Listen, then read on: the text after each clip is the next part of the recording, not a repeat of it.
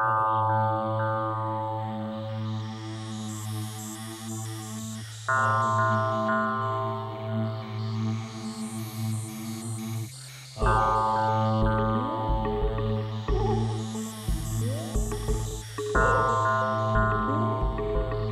model I use is a spiral of development.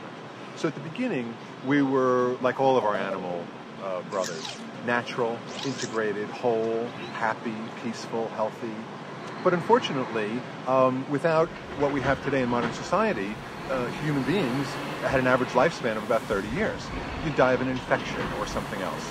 And so because we didn't want to be, happy and whole, but shivering in the rain in the trees, we created houses and industry, and we used our eye, frontal lobe, finger complex. Those three go together to change the world and to build what we see in society.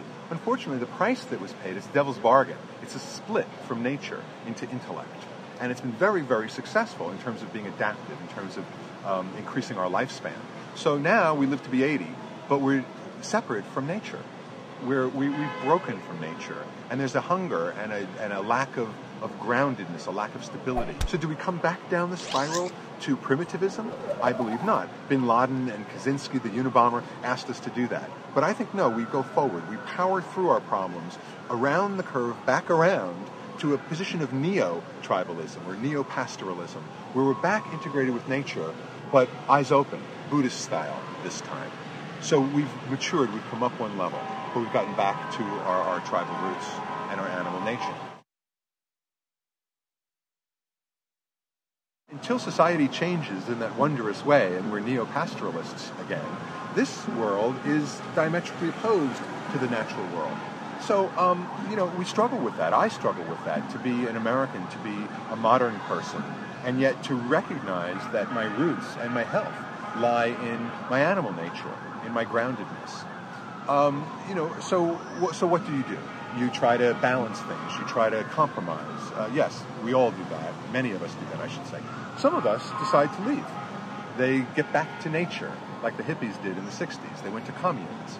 It wasn't just because they were antisocial. They did it for this very reason. They wanted to be surrounded by a healthful, whole, grounded kind of an environment. Most of us can't afford to do that, both literally and emotionally. We've got family, we've got friends, we've got history, our definition of ourself. It's very hard to do that. So, unfortunately, we're in the midst of the birth pains, the growth pains. And it's not easy for us. I don't think there's an easy solution for us as individuals living in urban or modern settings. I think we all have to balance our lives. It's difficult to imagine many Westerners going off and living in a cave and meditating for 10 years. Some do it. Most don't. Over time, however, I think society as a whole will.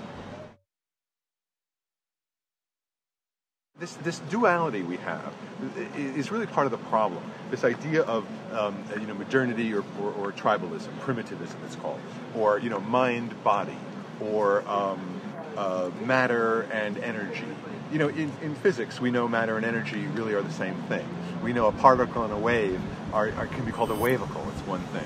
And so to me, this duality between spirituality and science, as good an example of any of this duality, is spurious. Because, for me, science, if you look at quantum mechanics and cosmology, those are counterintuitive sciences. Those are magical, spiritual sciences. They're science, but they have a non-Newtonian, non-linear nature to them that's in keeping with what we think of as spirituality.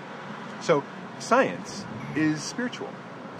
Spelled with a small s, though. I don't want to make it a big, super thing. And spirituality is natural as breathing or going to the bathroom. It's a bodily function. It's organismic. And so, ultimately, if you make science sort of spiritual and you make spirituality natural, then what have you got? You've got one thing. You've got our organisms, which are built on something physical, but are in touch with, integrated with, the entire subtle substrate world. I think you can change society just like we can change ourselves.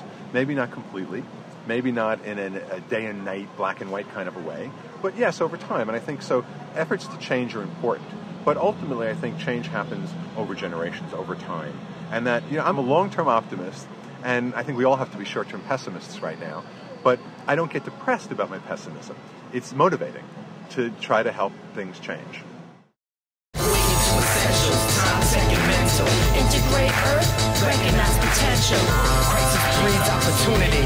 Are you waiting to be saved, or will you make yourself free? Awaken to essentials, time, second mental. Integrate Earth, recognize potential. Crisis breeds opportunity. Are you waiting to be saved, or will you make yourself free?